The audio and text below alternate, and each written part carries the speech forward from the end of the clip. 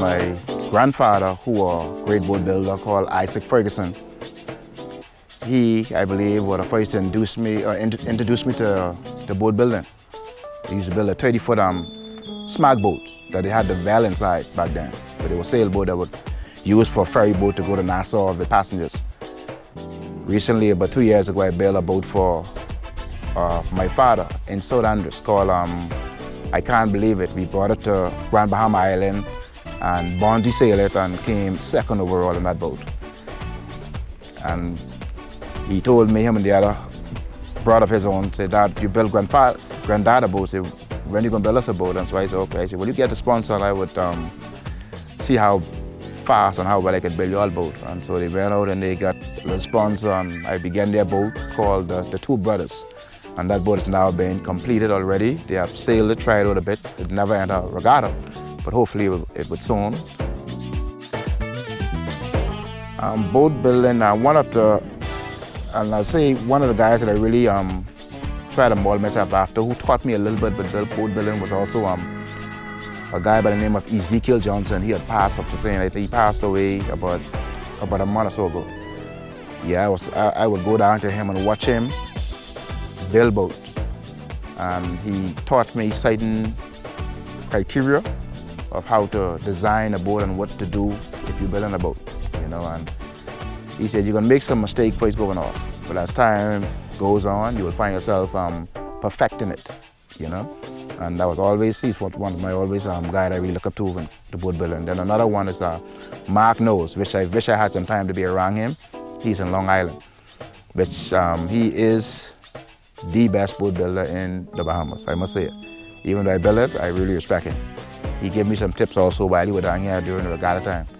So he liked my spirit and he knew that I could go very far building boats. It is something that our forefathers grew up off. They didn't have no boat with engines to get from Andres or other island to Nassau to pick up their groceries and stuff. Everything was by sailboats. So there was no boat with engines. So they had to use sailboat to get to Nassau to carry their goods and to sell it. They had to use sailboat to go and get sea products to sell. And so everything was sailboat. So everything traveled by sailboat. You had no motorboat. And so I think that should have been in our school curriculum, because it's very important, because that's history, you know, and it's something that every Bahamian should know about. Two things: knowing where the life is at your convenience, and knowing what kind of distress signal to use in case of danger. Distress signal mean flare guns, or the flare that you can put in the air for a distress call that you are in danger. You know, but I've seen a lot of swimmers who are great swimmers die. You know, and the reason why is because they did not grab a hold of a life vest. You know, life vest will keep you forever. Me being in the sea a lot and encounter challenges on the sea, I learned that one thing is very important for every household is life vest. I mean, whether you on land or on sea, life vest is very important, because you don't know when a flood can come. And so what I did, I had about 12 life vests that I kept in my house, just in case. I mean, for some reason, that's the way I walk. I just believe in it. You know, by being a boater, I just believe in life vests. If you're going on a boat and it doesn't have life vest on it, you are putting yourself in danger.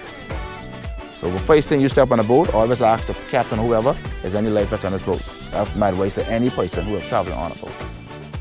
Where is it located? And that kind of stuff.